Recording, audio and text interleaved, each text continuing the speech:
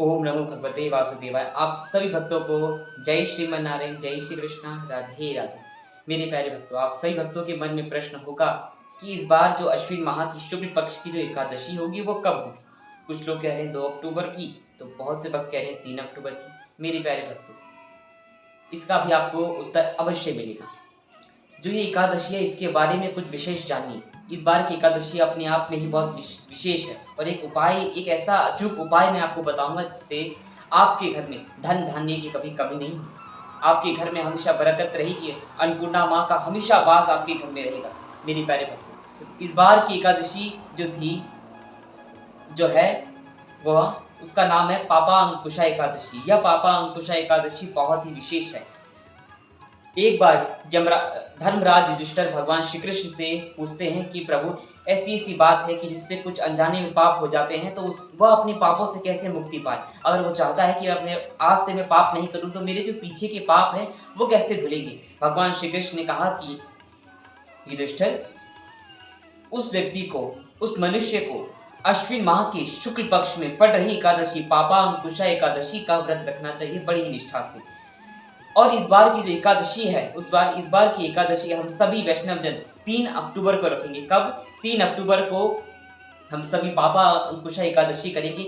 व्रत का नियम सिंपल है, ज्यादा कुछ नहीं है। सुबह ब्रह्म मुहूर्त में उठकर नित्य क्रिया से निवृत्त होकर प्रभु को पंचामृत से स्नान कराकर, अगर आप शालिग्राम जी हैं तो उनको स्नान कराकर, उनको सुंदर से वस्त्र पहनाकर, अच्छे सा नित्य नित्य क्रिया कर आरती कर प्रभु के सामने बैठकर संकल्प के साथ व्रत को प्रारंभ करें और प्रभु को तुलसी का पत्र अवश्य ही दान करें। ओम नमो भगवते वासुदेवाय कहकर ही प्रभु को समर्पित करें। और मेरे प्यारे भक्तों, एक बात और कि व्रत में आप लोग बड़े ही संयम से रहिएगा।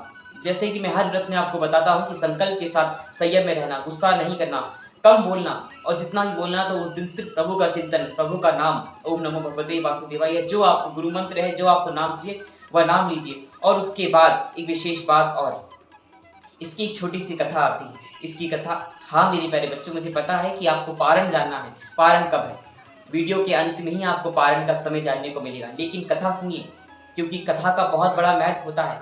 एकादशी आप करते हो उसका 50%, लेकिन जब आप कथा सुनते हो तो 100% हो जाता है। उसके साथ भगवान आपको बोनस भी देते हैं। कथा का इतना प्रभाव होता है। कथा सुनने के बाद आपके अंदर एक दृढ़ता आ जाती है, किसी की जिद आ जाती है कि अब हम करेंगे, क्योंकि आपको पता चलता है कि इस एकादशी से क्या मिल रहा है। मैं बहुत शॉर्ट में आपको बताता हूँ। इसकी भील शिकार कर रहे थे, और भील का तो आप काम जानते हैं कि जानवरों को पकड़ना, तो मांसाहार भी करते थे, इत्यादि इत्यादि सारे व्यसन करते ही हैं।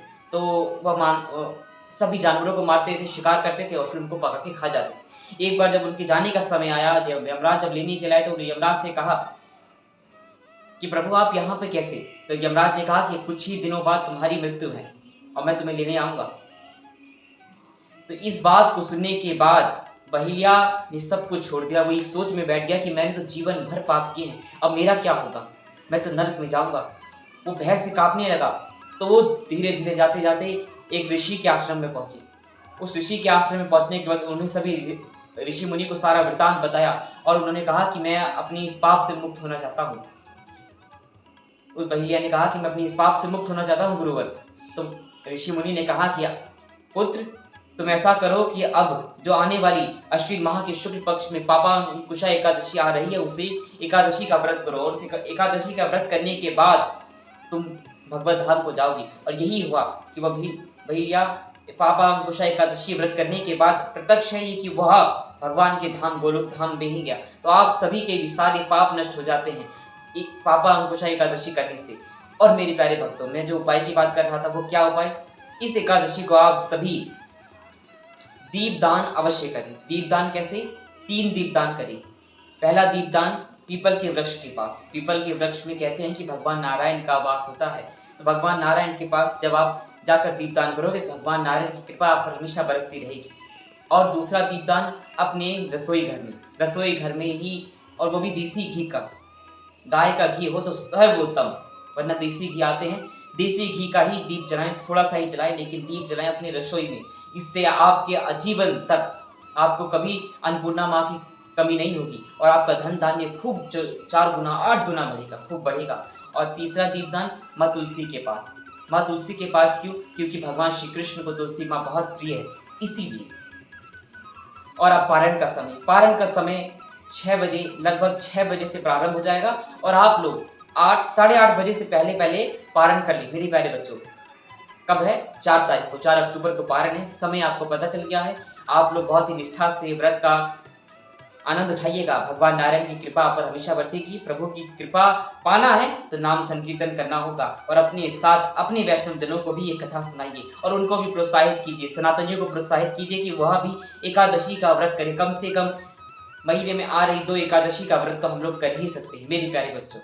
आप सभी भक्तों के परिवारजन पर हमेशा प्रभु की कृपा बरसती रहे। आप सभी भक्तों को पापा अंकुशा एकादशी की बहुत बहुत शुभकामनाएं। हरे कृष्णा, हरि बोल।